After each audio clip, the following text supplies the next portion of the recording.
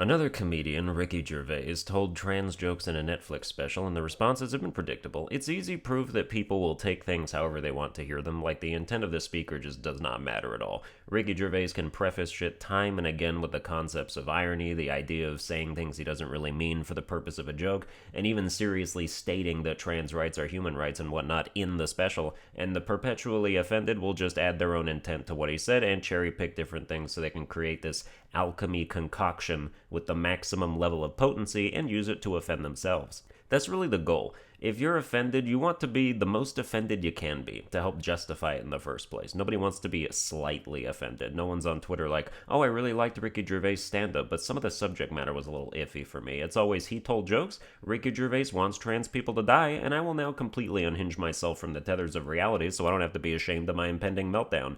Tantrums should be embarrassing, regardless of what they're for. Like, if I was alive during the Holocaust and Twitter was a thing, and I saw tweets of people in all caps like, Adolf Hitler is literally killing Jewish people, I'd be like, alright, fair point, but can you, settle down?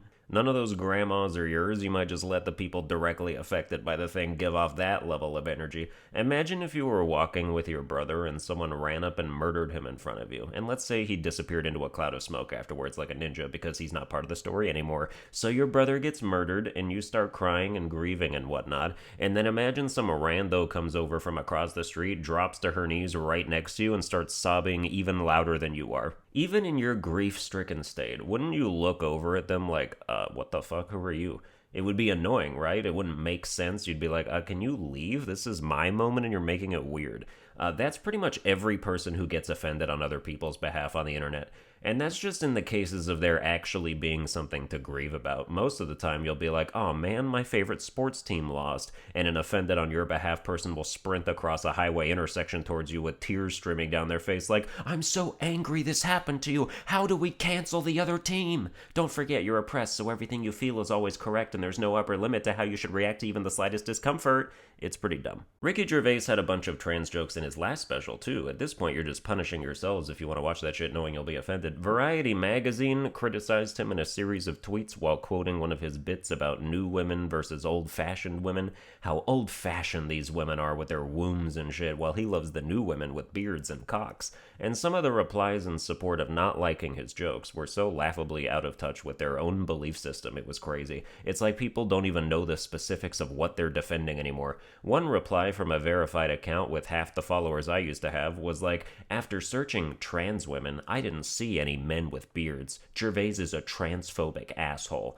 Oh, okay, so by your account, if you're a pre-op man with a beard who identifies as a woman, you just can't be trans? Pretty non-inclusive if you ask me. Other people were like, these don't even sound like jokes. No shit, you're reading a fucking tweet thread of them being quoted out of context. If you watch the special, there's tons more context for these jokes and others. He talks about irony, he talks about saying things he doesn't mean, where you're supposed to laugh at the wrong thing because you know what the right thing is. He honestly couldn't put up any more of a foundation around why it's okay to laugh at these jokes and why you're not a bigot for doing so, to the point of overdoing it. Like, at this point, screw the philosophy behind the idea of the jokes. Just say the jokes. The people who are going to be offended are going to get offended anyway. Save yourself the hassle of catering to people who decided long ago they weren't going to listen to you. He says he makes fun of cancer, AIDS, rape, and the Holocaust. Trans people just want equal rights. He says, I agree. That's why I include them.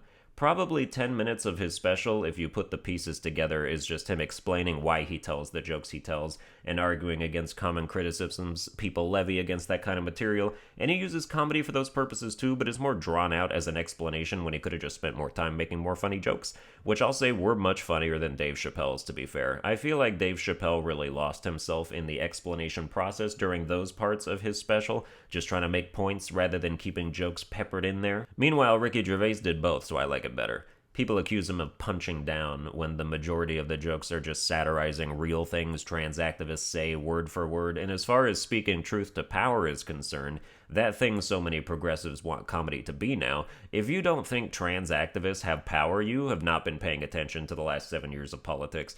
The backlash to this special is literally proof of concept. You can't even say something as basic and simple as men can't get pregnant without the floodgates being unleashed upon you. That's not power. The woke ideology has created a reverse power complex. The less power you have, the more power you have. If you're an oppressed minority, you get to feel like an oppressed minority while also having carte blanche to say anything you want at all times and organize dog piles on anybody who dissents.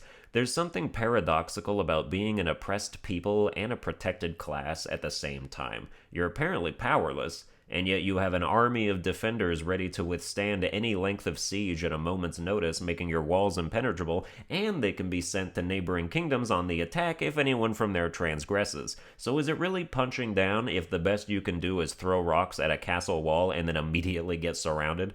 Overall, I'd say Supernature, the title of Ricky Gervais' current special, is pretty much as good as Humanity, his last one, and I really liked his last one. His best joke, in my opinion, had nothing to do with trans issues, wasn't even offensive at all. It was the one about comparing ghost hunting shows to David Attenborough nature docs, but you'll have to watch the special to hear it.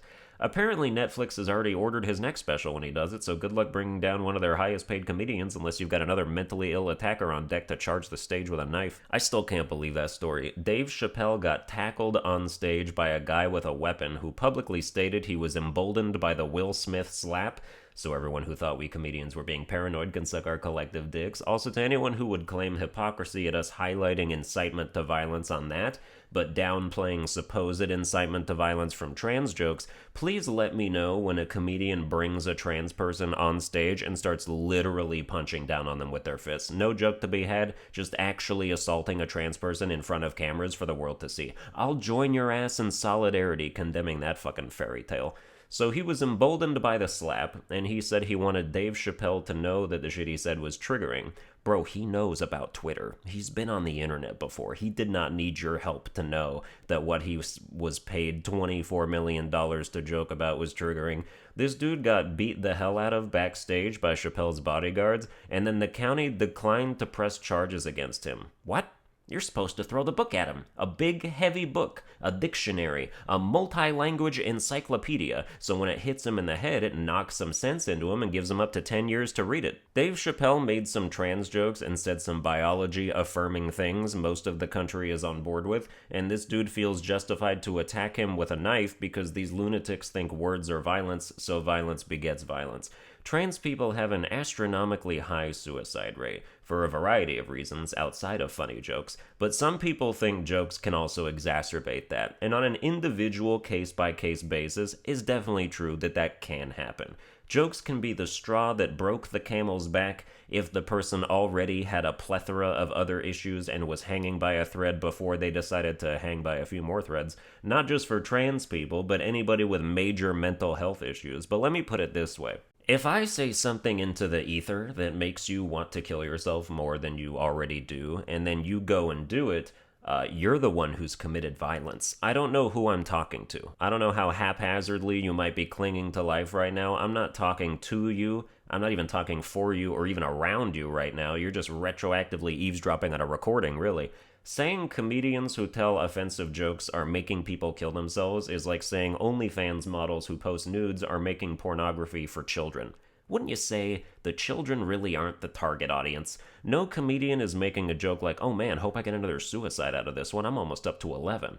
Well, most of us aren't. I might be at 3. And if offensive jokes are going to make you jump off a bridge, it's probably best you don't watch comedians who have a long history of telling them. Although good luck avoiding them on the internet after all your supposed white knights can't shut up on your behalf while constantly exposing you to the content of your demise. Look at this joke that's supposedly going to make people kill themselves. Please RT to raise awareness. Spread far and wide to maximize its reach. I hope no trans person ever sees this. Also, please tag all these trans activists. One neat fact that often gets lost in the rat race of virtue signaling is that there are an awful lot of trans people who can take jokes and laugh at them. No, really, it seems unbelievable if you're a volunteer white knight, but it's true. Not every trans person needs you to be their cultural shepherd. Come on, transes, get back in the pen where we can protect you from laughter and also everything. It always comes back to white knights. They must be one of my most hated groups of people. Brought them up in at least 7 different episodes. Just deal with your own problems, man. I doubt you're handling all those perfectly.